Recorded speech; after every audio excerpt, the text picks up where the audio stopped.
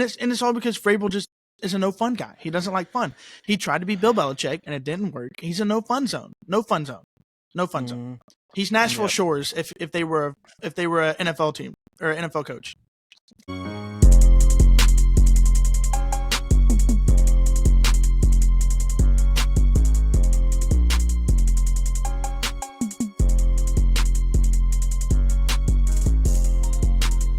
Welcome back, everyone, to another episode of In Between the Sticks. Your host here, Austin, join co-host Drew, co-host KP. Have a fun little episode this week for you. We're recapping the game that just happened this past weekend. Going to preview this last preseason game against the Saints coming up this upcoming weekend. And boys, we're only 3 weeks away from kickoff. So it's a pretty exciting time in the football world. College football starts up this weekend, the 24th, Florida State and Georgia Tech. So any football is good football. But I know Titans fans are getting excited. Will Levis is looking hot. Training camp is almost over. Like, everything's rolling in the right direction. I'm excited for the season. I know y'all are too. What did he mean by that? Hit that like button down below if you enjoy the content. Make sure to hit that subscribe button. And let's roll into it. Well, since you said that, Austin, why don't you go ahead and start and tell us what you mean by Will Levis looking hot? Man, that mayo perfume, man. I don't know what it is. I don't know what it is. That mayo perfume, it's something different. I don't know. Yeah, I mean, shout out to him on getting the partnership, I guess. But, I mean, he just looks good. You know, I know he struggled in the Seahawks joint practice, which was kind of expected. But, like, I mean, he came out today. Tyler Boyd was finally back. I know he made some big plays today, but, you know, D-Hop's not back, unfortunately, yet. But, like, I mean, Will Levis just looks like he's going to be better. Like, he's improved since last season. And going into his second year, he just looks good. So, and there's a confidence there, but not to harp too much on that, because I know we want to talk about the game this past weekend.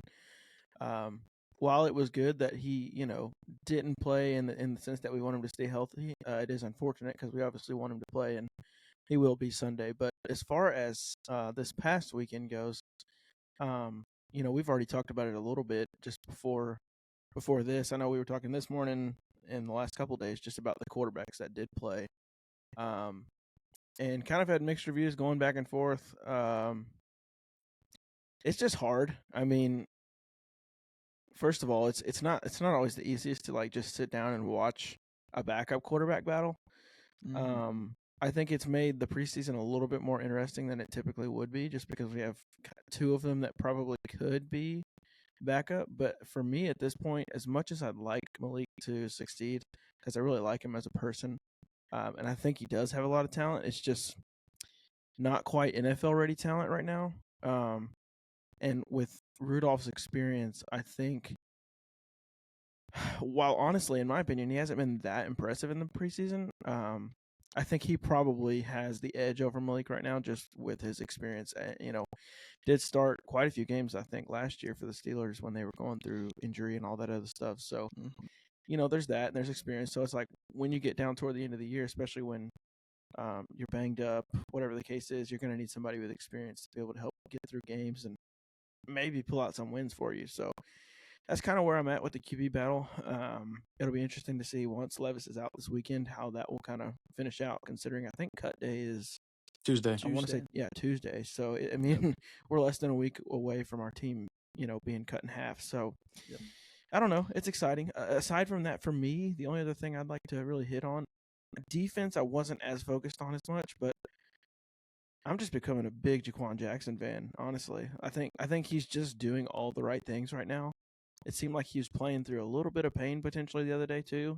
Not anything serious, but just kind of getting up slow, banged up a little bit. But had the best game, 4 targets, 4 catches. I think he had like 57 yards, and still looks pretty explosive on kick and punt returns. And right now with Kieris being out too, he's probably going to get plenty of action this weekend as well. So I think he's kind of been my. I don't know if I'm surprised necessarily, because I think you can kind of see a little bit of that open field speed on his tape from Tulane, but he looks really fun to watch, and obviously he's not going to be a top 4 or 5 guy receiving-wise, but I think he still makes an impact this year. Yeah, I mean, when you're getting feedback from Derek Mason talking about the way that he's returning kicks and stuff like that, both him and Kearis Jackson. I mean, that's a lot of praise coming from a guy like that. But for me, I'm on the other side of Kel. I've said it all day today. I've said it. You don't sign Mason Rudolph in the offseason for him to be the quarterback 3. You just don't do that. And honestly, we're as Titans fans, we're so invested to this right now.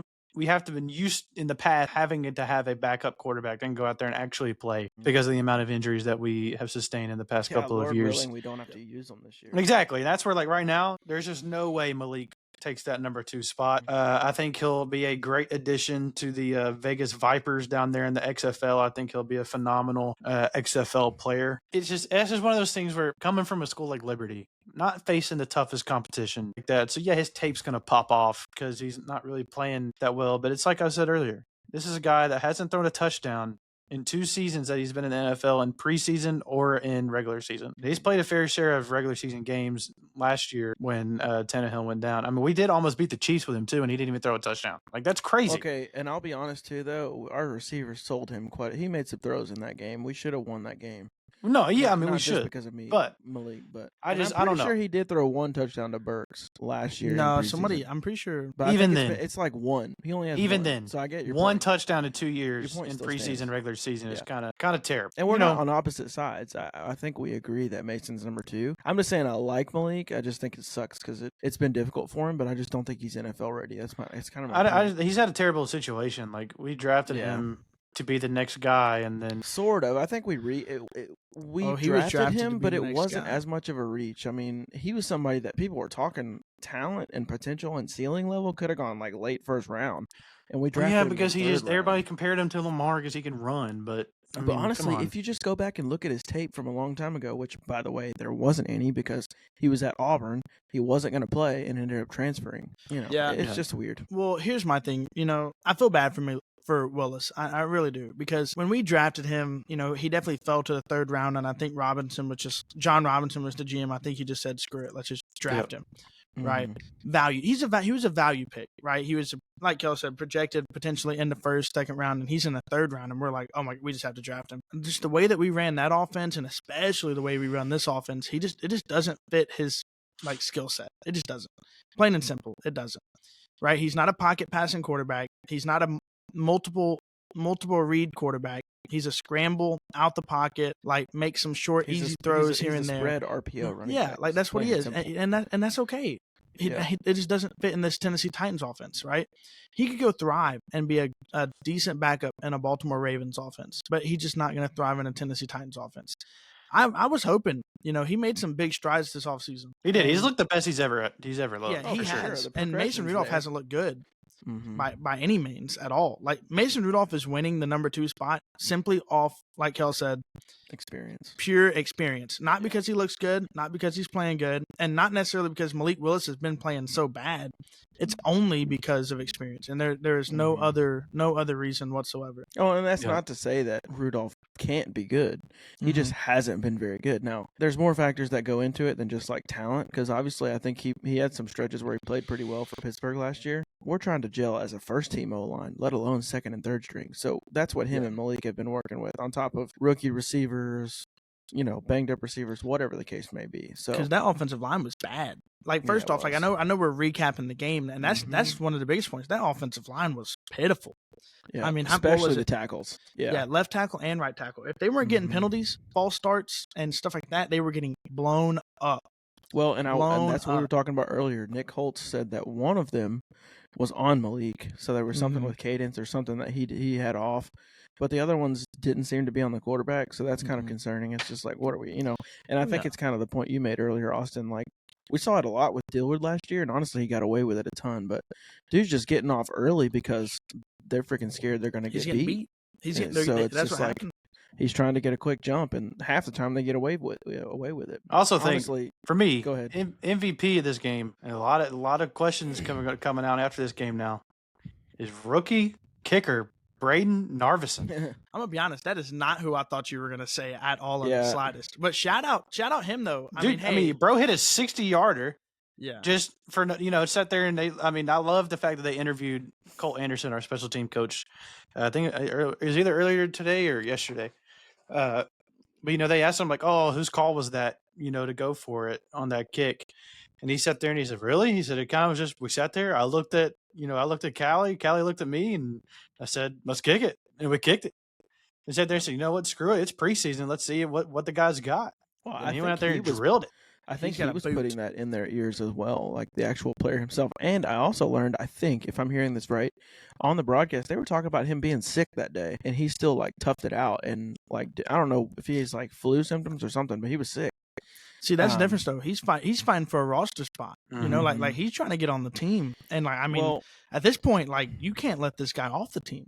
Like if he's draining 60 yarders, when's the last time we've had a Titans kicker that can drain it past 45? As Baronis. Yeah, 20 but 20 the plus problem years is ago? I don't think he does make the team just because of how consistent Nick Folk was last year, especially like inside of 40. I don't think he makes the team because you're not going to keep who keeps two kickers. You just don't. Nobody. You keep on the practice, but I mean, you're also paying somebody else. You're also paying Nick Folk $3.5 million on a 1 year this year.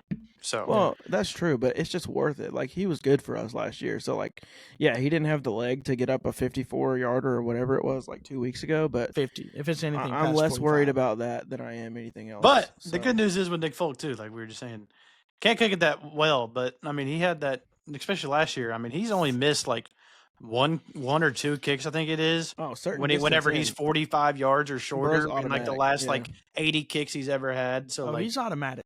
Inside you get him 45. in there, he's good. But I liked him, and I've been a big fan of this guy since the first preseason game. And we were watching the game, me and Kel were. And I told him every defensive play, this is the only guy I was watching for the first half whenever he was in there every single play, and that's Brownlee Jr., the quarter. Mm-hmm. Also, not who I thought you were going to say. I'm going to be honest. Expecting Campbell. You need to stop guessing. I'm thinking who Jarvis Brownlee might be. He's a steal of draft. He might be the steal of our and Jalen Harrell, of course. I know that Jalen Harrell is the person that look. This edge rusher room has, especially when Arden Key was suspended, had the biggest question mark probably at any position on the team. We went out and signed a veteran Shane Ray, like 28-year-old, who hadn't even been on a roster in like 3 or 4 years because he can't either stay healthy or he doesn't put forth any effort to actually play the game. Yeah. And then out of nowhere, Jalen Harrell comes up here, and you would have never guessed he was a 7th-round pick. And look, I know it's preseason. I know it's training camp. But like he's doing this stuff against, I mean, he's a rookie, 7th-round pick. He don't got to come out and get 10 sacks. If he can come out and do any sort of production at all. No, but he came out and had and two. That's great. He ran out there with the ones today, and got a sack and then a tackle for loss on Spears. So he's had a sack in every game he's been in the preseason, and then he's also dominated in practice and training camp and the joint practices. Like, I mean, his name is in every single report you look at. I mean, you're looking at Tic Tac Titans. Shout out Tyler Rowland. He's in there saying he's blowing up everybody we put over there at left tackle. Yeah. Jalen Duncan don't stand a chance. Probably not making the team, but it don't matter who's over there. He's just making plays. That's all I got to say. He's a playmaker. He might be a steal. Well, they asked Denard Wilson about that too, about especially with the key thing when that was going on. I mean, we haven't done an episode since that news broke out, so he officially did win his appeal. So that's massive for us because that, like we said before, that position group room is very thin as of now. Luckily, Jalen Harrell, like Austin just said, has kind of risen up. Yeah, there we go, risen. But he's come up and has made a name for himself, so that's good to see. And that's just where 7th-round guy. That's those guys you take the chances on, right? I mean, James Williams too. Yeah, I mean that's where all the coaches have said like he hasn't made the most amount of plays, but they're like they always talk about like man he has so much potential, so like they're liking what they're seeing from him too. And Denard Wilson, they asked him about if Arden Key, this is back a week ago or so, when if he was out, what their plan was for that position group, and he said that's where we've done a good job in the offseason just signing guys. You got Jamal Adams, you got Quandre Diggs can come down and play a little bit. Obviously Snead, you got Snead, the corners and everybody. He's like, we have a lot of guys that we can send and make up for not having the greatest edges.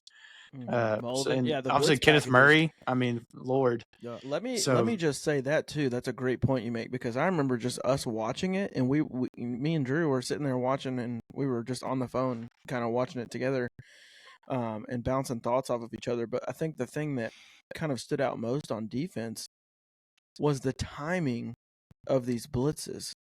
it's just like it's not predictable. It's coming from different places. And they were getting home every time. Well, they were getting home. Mm-hmm. So, or maybe if they even didn't touch the quarterback's rushing that throw out.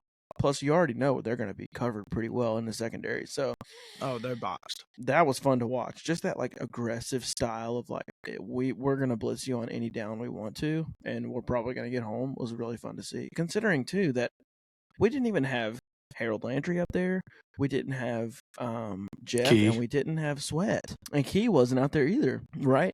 So you're looking at Harrell, Rashad Weaver, who, by the way, right now, in my opinion, Harrell is over Rashad Weaver. Oh, easily. He's making more plays. Shane Ray's over Rashad Weaver.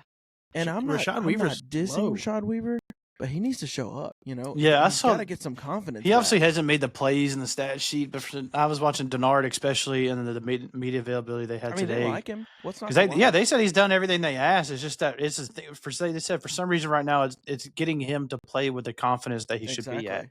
So I feel like Austin said, his rookie year he had 5.5 something sacks, almost six sacks. So I mean he's shown he can be productive. It's just trying to get him back to that level, because if he can get back to that level, then our defense just gets even more better. I think it's more of an effort thing, more so than a confidence thing. Like when you pull up the tape and watch, like, you know, when you're an edge rusher, and you know he's not the fastest guy. He's not Harold Landry burning you off the edge like speed. So he does have to like kind of have a little bit more refined pass rush and like have some skills to him. But I just feel like when I watch him out there, it's just like it's bull rush or nothing. Like he thinks he's Jeffrey Simmons is just going to run through people, and he's just not. Right? I mean, he gets stood up at the line of scrimmage and just kind of stands there. Like it's almost like he's not even trying to do anything. And this is going into his 3rd or 4th year in the league, so he's got to start getting something going for him. Or like I don't think he makes the team as of right now, if I'm gonna be honest. Depending on where, depth standpoint, depending on where you're at, like number wise, and where you're at on other positions, like he's at the bottom in that room. Like I can't lie to you, I'm putting Caleb Murphy over him, I'm putting Shane Ray over him, and I'm definitely putting Jalen Harrell over him too.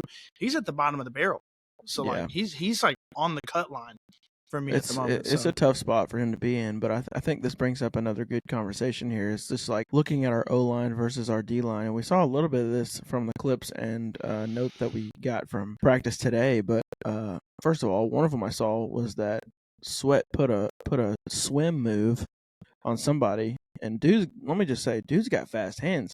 Like, yeah, he's the biggest guy on the field. He's got fast feet. He can just run. He can move for a 300-something pounder, bro. What's scary about all of it is dude can run you over on any given play, especially if you don't double him. Now, then add the fact that he's adding rush moves. Are you kidding me? This guy's 360 pounds. You can't double him and Jeff. You're screwed. And he's saying a duet with Jelly Roll today. Exactly. I saw that. Shout out Jelly Roll. That was cool. Oh, and then Jeff got stood up by Dylan Radunz today. Which, shout out, in that sense, I'm not worried about Jeff. Like, he's gonna be productive. I'm not worried about it. But Radunz, 1-on-1, standing up big Jeff, okay.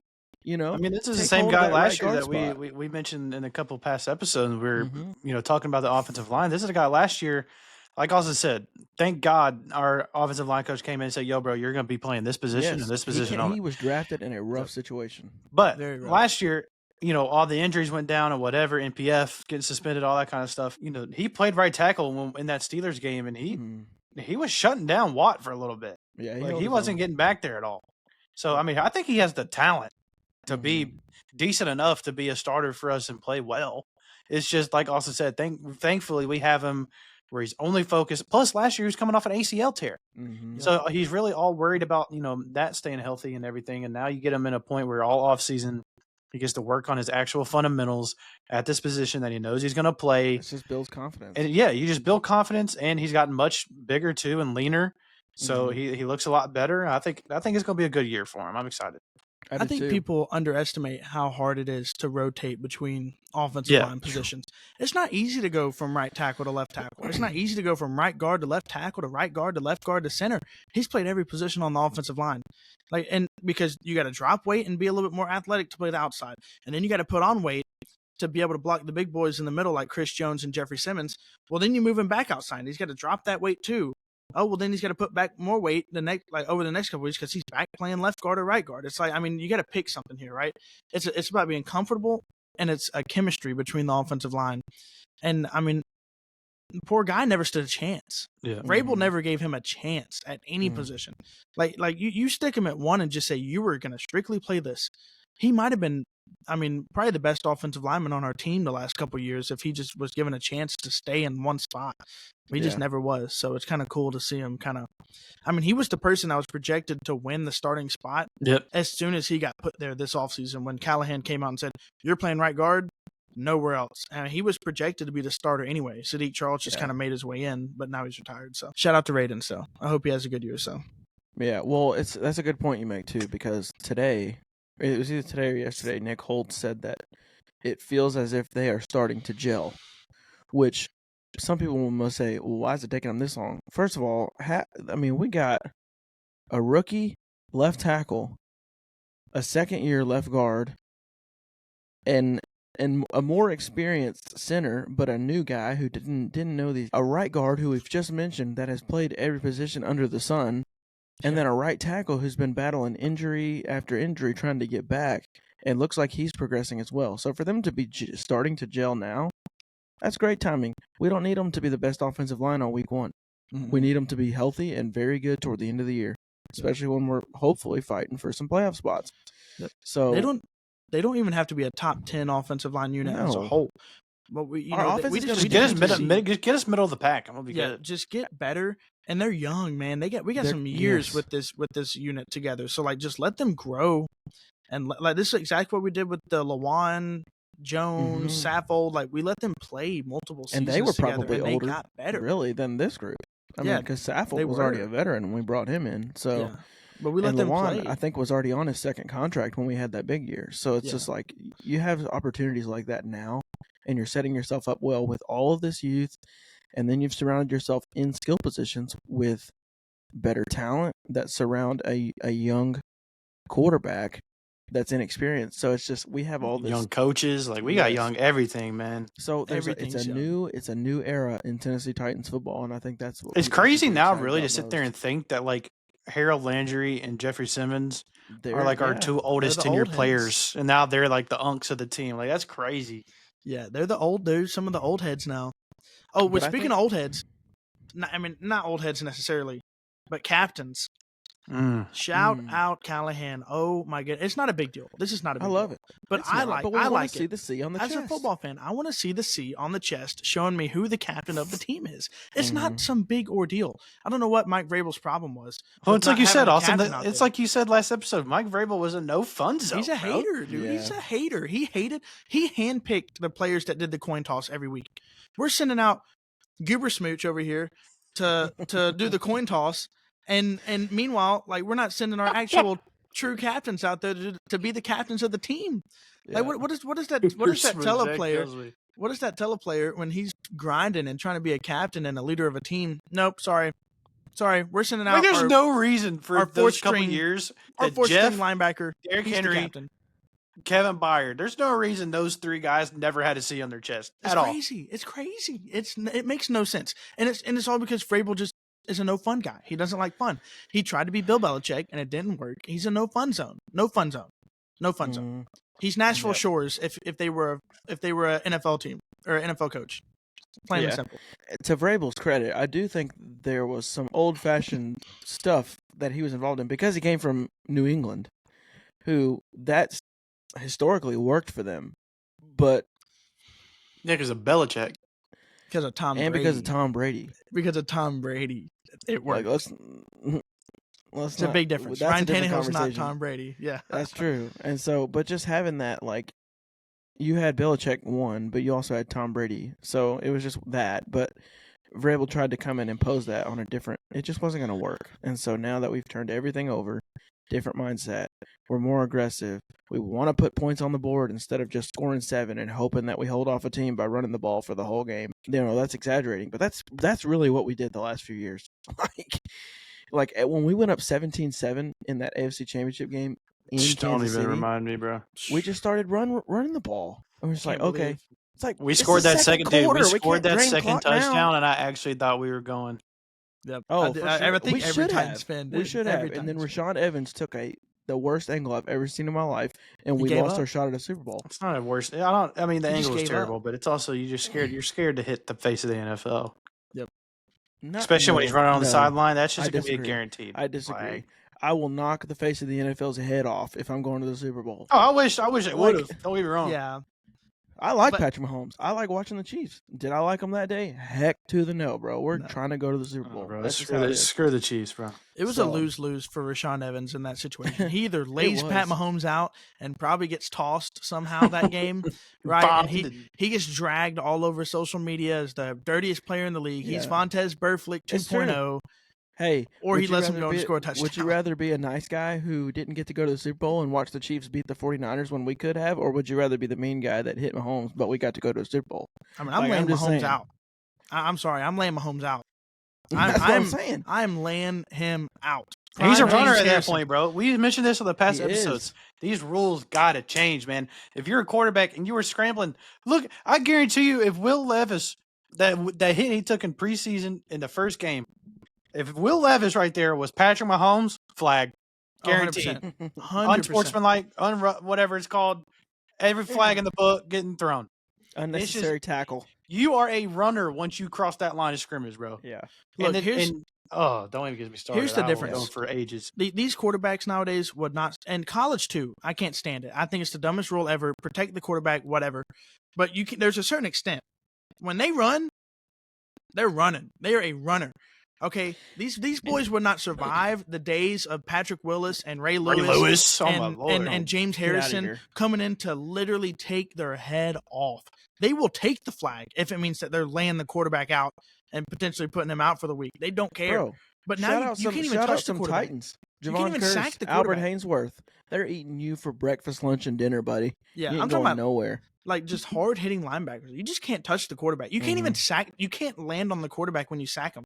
How is a 380-pound Tavontre Sweat supposed to maneuver his body to hit the guy, and then he's barrel rolling with the quarterback trying to tackle him? I always love the Austin demonstrations, man. It's impossible. He's 380 pounds, right? Not literally. He's about 360, but still 360.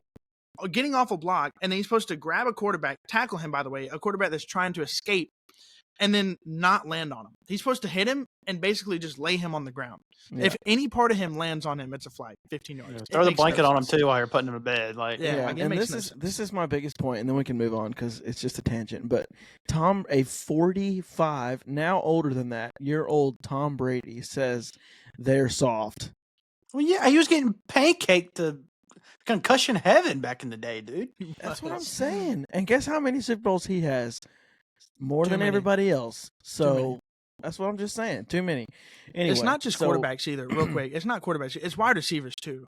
Elephant in the room is wide receivers. I'm sorry, but if the quarterback throws a streak and the receiver's running up the sideline and the safety's coming to decapitate him, right? That's on the quarterback. Like, is the safety just not supposed to lay him out? That's is he supposed to let him catch it and then push him out of bounds? No. He's going to knock that dude's helmet off or something. Yes. Rough his shoulder pads and up a that's little bit. A great point to make, and that's why it is important for quarterbacks to be mechanically sound and to be accurate.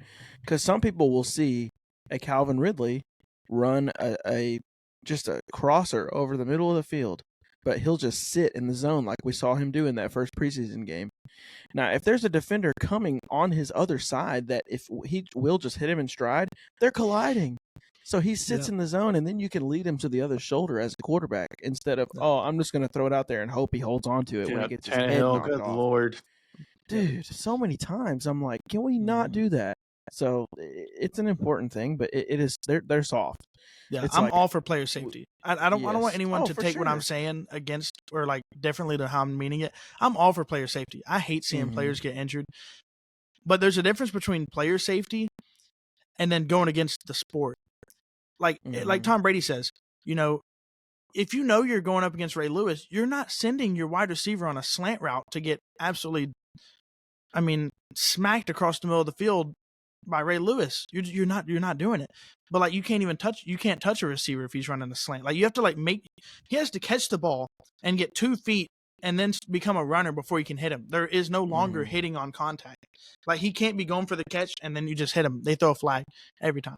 That's why Kareem Jackson got suspended last year. He had some dirty hits, but like he was not afraid to just lay somebody out like when they were catching the ball. We've discussed a little bit of last weekend and this weekend, but I think that's what I'm more looking forward to is just like, number one, seeing the first team offense out there again. I really, based on the day they had today, I really want to see. I hope Tyler Boyd plays a little bit too, because we haven't seen him in game action yet. Did he play that first? He played first week, but didn't get a catch. He didn't get a target. That's right. He didn't get a target. So it'd be nice to just see him out there because it seems like they're gelling pretty well. So things like that. And then, hey everyone, it's Drew. Just wanted to stop real quick in here in this episode and just go over a couple of things. First and foremost, thank you for clicking on this video and watching us. This is something that we started up earlier this year, and right now it's going great, and we're already at 32 subscribers total, which is a lot more than what we thought we'd be at right now. And I know some people might not think 32 is a lot, but to us it is, and we thank each and every single one of you. If you aren't just subscribed and you're watching this right now, we ask that you just do subscribe. We're just starting out, and we love what we do. We love the Titans. We love football. With that, leave a like and a comment down below. That also allows that algorithm to push out our videos to more people. If you want to leave a comment down below on what you want us to talk about in the future, we're more than happy to get to that in another episode. We'll even put your name on there. We want to learn who's on our chat, get to know y'all, get friends with y'all, and just be in an engaging place, because that's what this is about, right? We're not on here to be analysts. We're not on here to be an NFL insider. Like, we're three core guys that like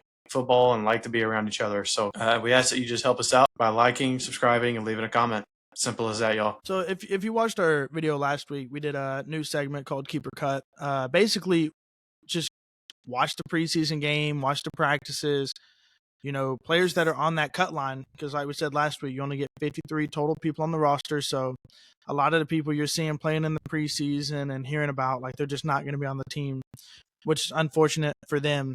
But last week, I don't remember exactly all the players we went through, but I feel like some things have changed a little bit. We're getting a little bit better of a grasp on the numbers game, and seeing another week of these battles at some of these positions. Kind of people are growing opinions on who should make the team, who shouldn't. I'm just go ahead and we can get this one out the way first. Hopefully Trey Avery does not make the team. I do not want to see that dude on the roster. I don't care if we have to go out there and go sign another undrafted guy. I do not want to see Trey Avery on the team, no matter what. But anyway, that's besides the point. So here's an interesting one I was actually thinking about, and the only reason I'm going to bring this one up is because I don't want to say Locked On Titans again, but shout out Tyler Rowland. But he brought up the fact the tight end, undrafted free agent tight end from Temple, David Martin Robinson. He's been a baller. Yeah, he's played really well.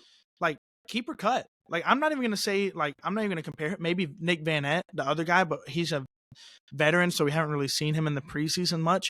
They've been kind of protecting him a little bit, but like, keeper cut, just Robinson. Like, I feel like that's somebody that, maybe you just keep on the team just because if somebody else gets hurt, like, he's making plays. Yeah, I mean, I say keep. He's gotten a lot of targets in the preseason. He's made a lot of catches, obviously. But I mean, he looks ready. Like, obviously, there's parts of his game that you can fix and whatever, and he gets better at. But for the most part, he's doing everything you ask him to do. He's going to run block for you. He's a pretty big tight end, too. So I think that's a good mix between Chig and Wiley. Like, yeah, Wiley put on a little more weight or whatever, but neither of them are really the kind of like big, brawly looking, tight ends that you're going to use in your run protection. But I say keep, man. He's had a pretty good preseason so far.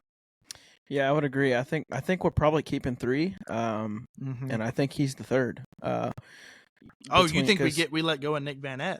I do. I don't know if we keep four. I feel like that would just be kind of a with kind the of a other waste. Positions that that's what Kel's saying though. He's saying we're cutting the veteran. Like, we haven't. I don't know. I didn't even know we had him on the team. Yeah, I knew we signed him. I haven't heard about him in practice. I haven't seen him in a snap in preseason. Callahan's mentioned him before and been like, "Hey, he's a veteran. Like, we're not really forcing him on the field. Like, we know what we're getting out of him." But I mean, like you said, we haven't seen him or anything. Your availability is your availability, right? Like, I mean, I don't know. I feel like that's the same thing like we were talking about with Kyle Phillips, and stuff like that. Like, if you can't stay healthy and you're not playing during this preseason in a position group like that, then you're just off the team.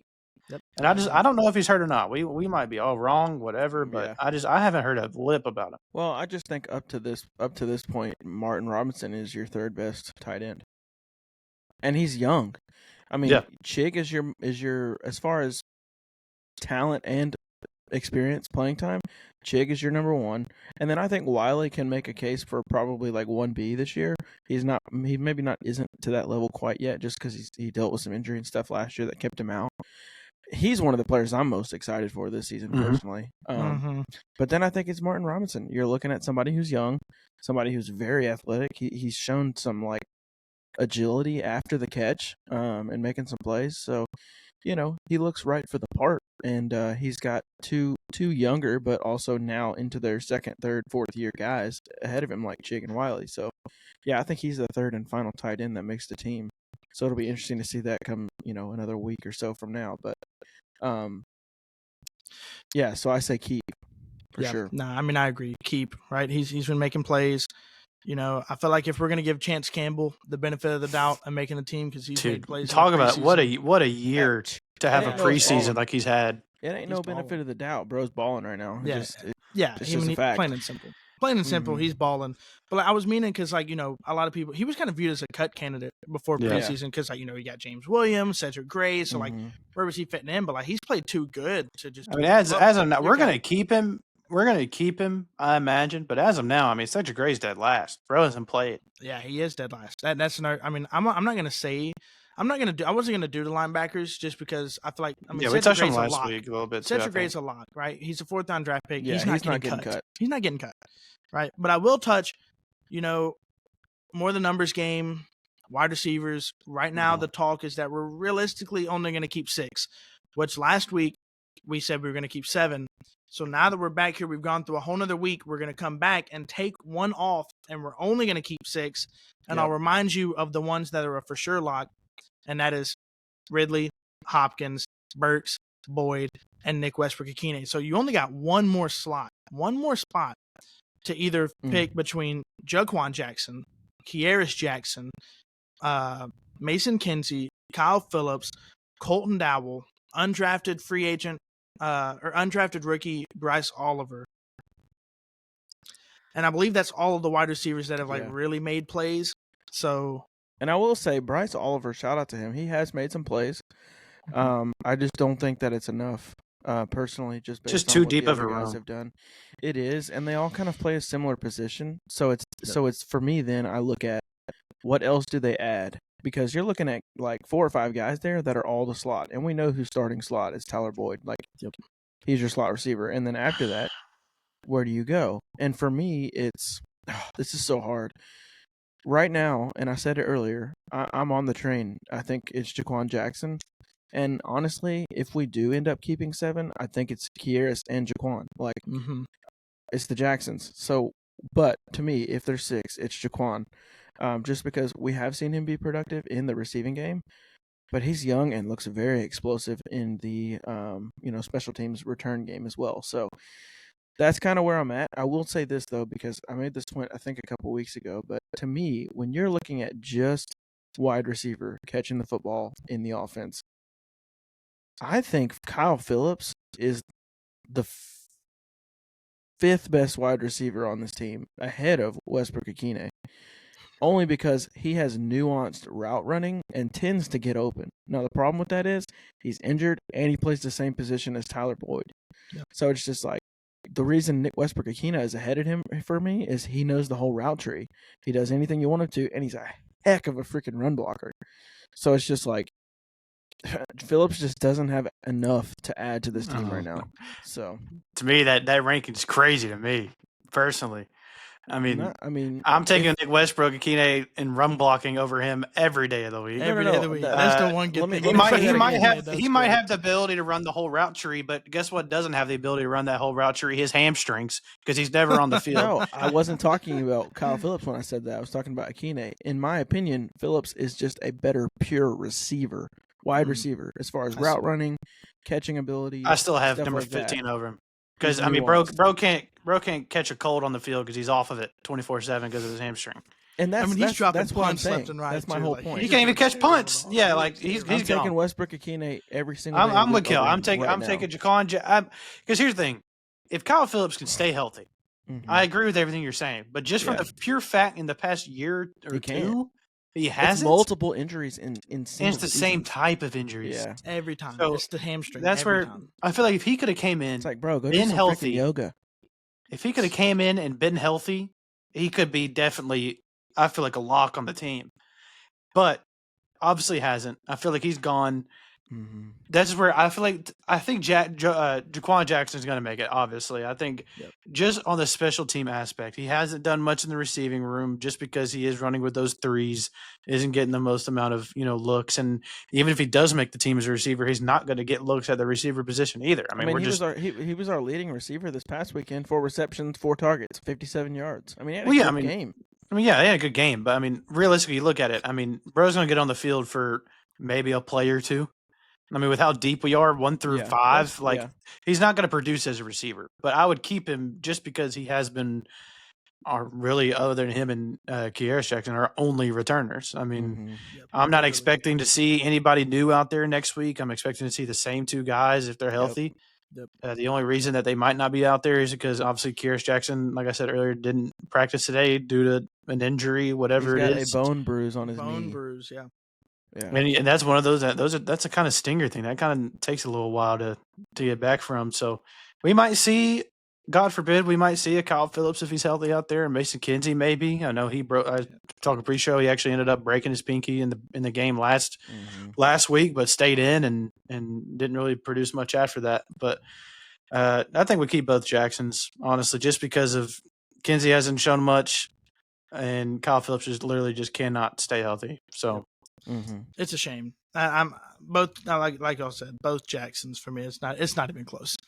It's not even. But let's go with what you said first, though. You said 6. Now, if we're saying 6, which one do you take? Jaquan. Jaquan. Yeah. Which I didn't know this, but actually, did you know Jaquan Jackson's only 1 year younger than Kyle Phillips, and he's the same age as Kearis Jackson. They're both 24. And shout out Tajay, because we always love talking about Tajay on this, but he was Tajay's roommate at Tulane. So they're very close, and I thought that was cool. But now that I mentioned Tajay, this is the other point I wanted to make. When you put Jaquan Jackson to return back there, and potentially somebody like Traylon, which is interesting and intriguing to me with things you might be able to do, you're keeping Tajay out of the special teams realm, which is what I want to see. I know he could probably be explosive in that, but I don't want him anywhere near it. I want him running the football and run blocking because that's where he needs to be.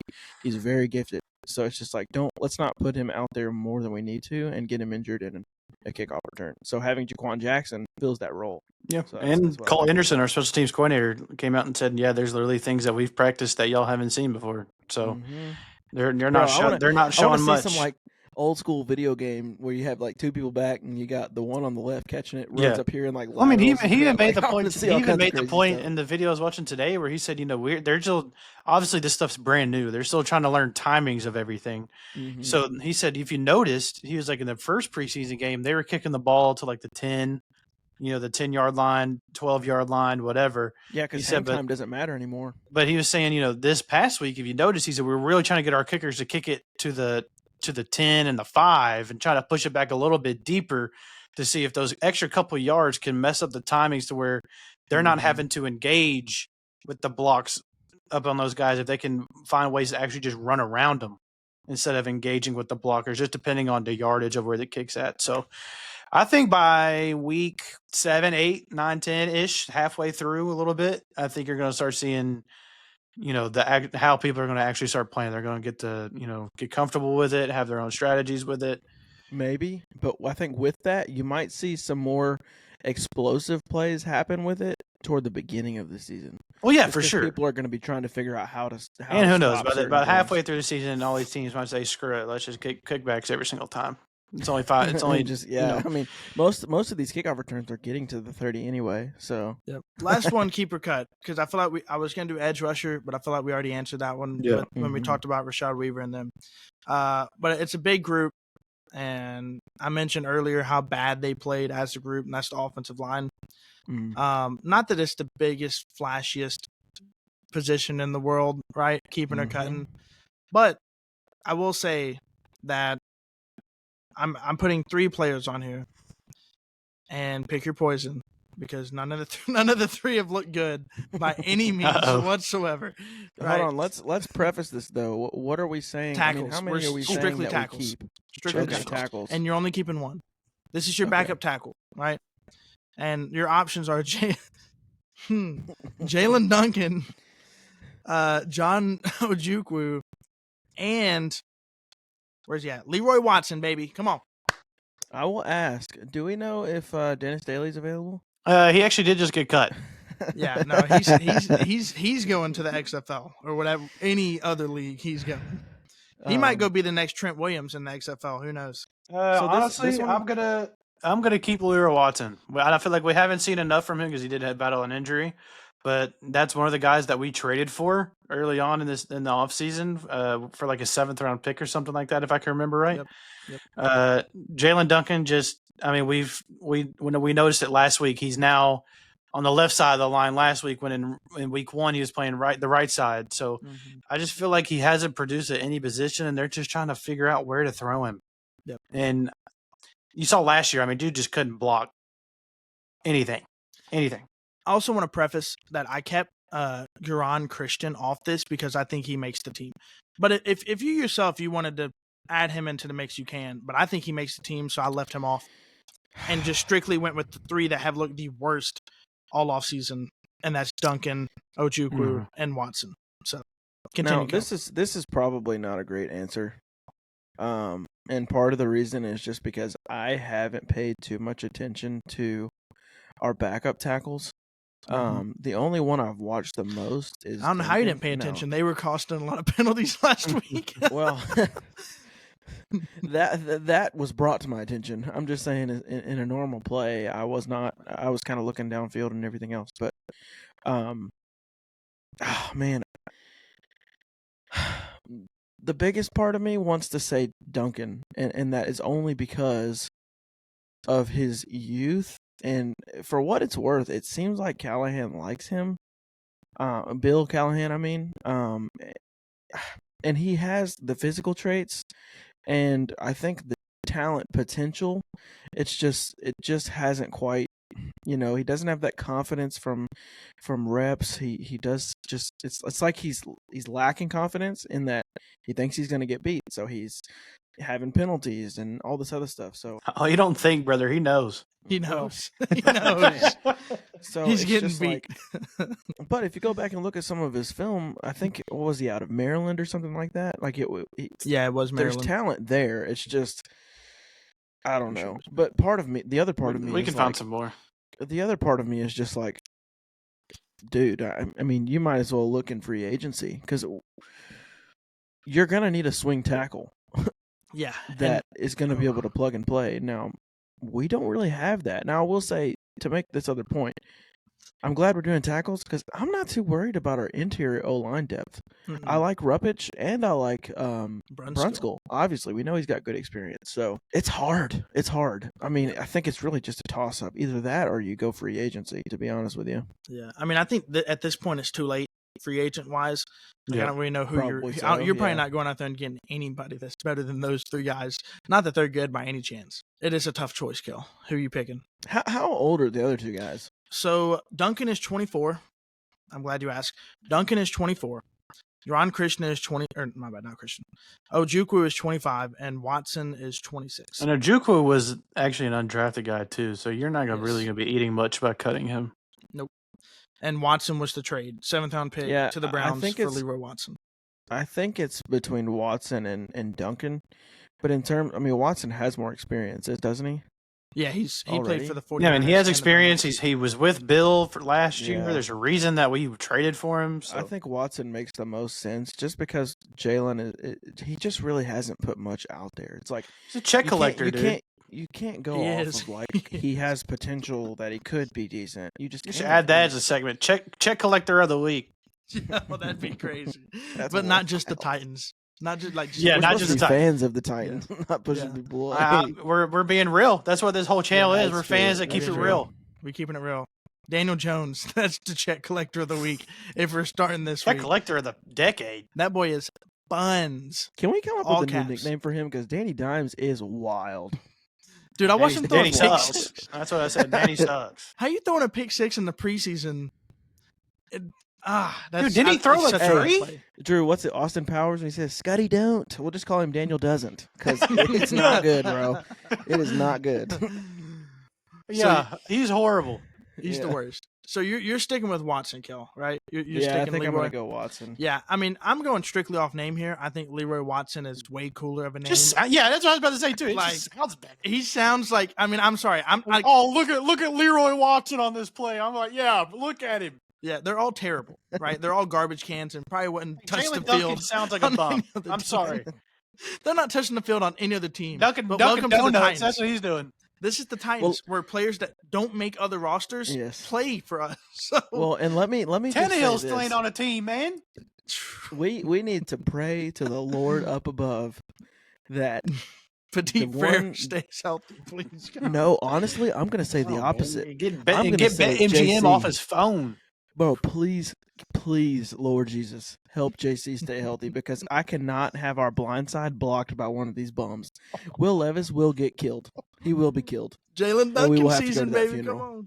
NPF might have to switch at that point. No. No kidding. No, do not. Keep him over there. Do not make The only him reason I switch say again. that is All right, because hey, you know do what? not. You know what? Dylan Radunz, sorry about it. Hey, do not let Going MPF back. switch. Because if No, you make the- him switch, he's going to go back to betting on college volleyball again. And we don't need that. the, He's The going to only cope reason- somehow. And gambling is his thing. So we need to keep him as far away as possible. DraftKings, shout out to you. Don't stay as far away from him as possible. and honestly, let's not give our team any reason to bet because we know Calvin Ridley can get in that arena too. So we We got don't some wanna- betters, man. And our team is we literally have a building on our campus, on the Titan campus, and literally named the Bet MGM Studio, and they don't need to step foot in there. For sure. Imagine the gambling addiction where you have to be sitting in the locker room post practice to bet on college volleyball. What are we doing here? What are we doing? That's not even I was going to say it's not a sport. It is a great sport, right? They're very good at volleyball. But what are we doing? At least do college football or something. What, like volleyball? Seriously? Oh my goodness! How does he even know who to bet on? He should have been. He should have been over there betting on his opposite teammate Dennis Daly or Andre Dillard to give up sacks. That's what he should have The been over doing. under on the sacks for the next team next week. Yeah, I'll be maybe. spamming that over every time. So man, but the only reason I do say that though is because if NPF is the one that gets injured, heck, at least Will Levis can see the right tackle getting beat. You know what I'm saying? So maybe he can run for his life. We bring up since you're praying that NPF don't get hurt. But really, what we need to be doing is praying for everybody that takes Malik Neighbors in fantasy football because brother is not scoring any points. Don't take him. Don't take Jalen Hyatt. Don't take nobody in that offense. No giant players whatsoever. Like avoid. Oh, at you could all take costs. Saquon Barkley. Oh no, that's right. They got rid Wait. of their best player and kept Daniel Jones because they paid him too much. Yeah, now we get to watch SportsCenter spam his hard juke move about 20,000 times. Watch Devontae Smith hit a. Oh. Yeah, I was watching my high school running back hit those moves, dog. He ain't doing nothing special. Are you kidding me? Oh my goodness. Get a grip, folks. Saquon Barkley is a great player, but goodness gracious. Goodness, I've seen Julius Chestnut hit that same move 1,000 times. Where's his praise at? Oh, good Lord. Oh man. Well, I think that pretty much covers everything we wanted to. I did want to just get your thoughts as we move into this week, which the game is not Saturday, so don't try to pull it up and watch Saturday. We are in kind of a normal type week, other than the fact we'll be playing at 1 p.m. instead of 12. We're playing at 1 p.m. Central on Sunday. And really, what I'm looking for is just smooth operation with the first team and the coach. I want to see everything work well. I don't want to see many penalties. And I'd like us to just be able to move the ball and maybe get a couple stops. I mean, obviously, it's not quite the first team defense because, you know, some of those bigger names are. I'm not gonna lie. I won't be surprised if we see Jeff and everybody out there for at least a drive. I think that's the plan. I think he mentioned that Jeff wasn't going to play at all. Well, I think that was a plan coming into it, but I feel like they at least got to see something. Jeff probably wants to be Dude, in I the don't game. give him one play. Like, just say, go run that dude over. Just and then we're give them good. one drive, one little series. If they get a first down, pull them. Just let them Bro, get some action. You know what? This is my one thing that I'd be like, all right, let's make this happen. Put Harrell, T Sweat, Jeff, and I guess Arden. The whole 11 if they can go. Just give them on the front line and say, just pin your freaking ears back and go at him. And give me one good play, because there ain't no freaking way that O-line is blocking them for one play. I just say, give them a play, and then, all right, we're good. We'll see. They got a taste of what's going to happen in the regular season. So, yeah. I hope our starters, at least offensively, I said, and I know they came out, Kel, I think you said it earlier, that they maybe mentioned that they're going to go maybe 3 drives or so. Yeah. But you think about it, that's pretty much, especially look back at the first preseason game. That's got to be at least a quarter, maybe more. That wasn't even the whole – bro, we had 2 drives in the first game in the preseason, the ones that we had the one and we went, Well, that's because our interior D-line was letting them run up the middle. But they pretty much played almost the whole first half. Yeah. I hope they – I want them to play the whole half. Offensive line, they need to. Whole offensive line needs to play. I was talking to my friend about this earlier today, but and obviously we're not going to, again, I say this over and over because it's just not going to happen. We're not going to see the actual playbook. We're just not yet. They're not going to show people. But I want to see Will Levis just throw it 8 or 10 times. We know that we want to run the ball, but don't hammer us over the head with run, pass. We've seen it enough the last few years. Let Levis throw the ball a little bit, get his arm loose. Let's see, maybe take a deep shot down to Calvin. Just something. I don't even care if we complete it. Let's just see him throw the ball more than 3 times.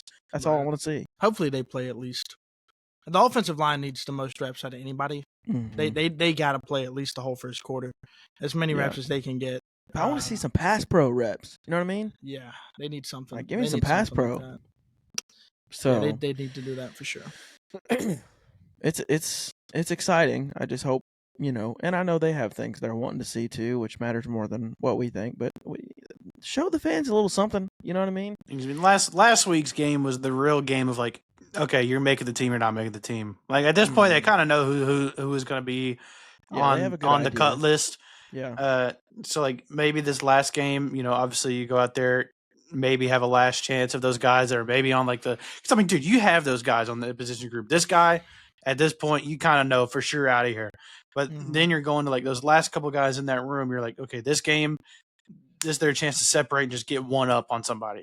Mm-hmm. So, but for the most part, they know who's gone, who's staying. So I'm interested to see with that who gets a lot more reps than somebody else that previously might have been playing. So yeah, I agree. I guess that about wraps up everything.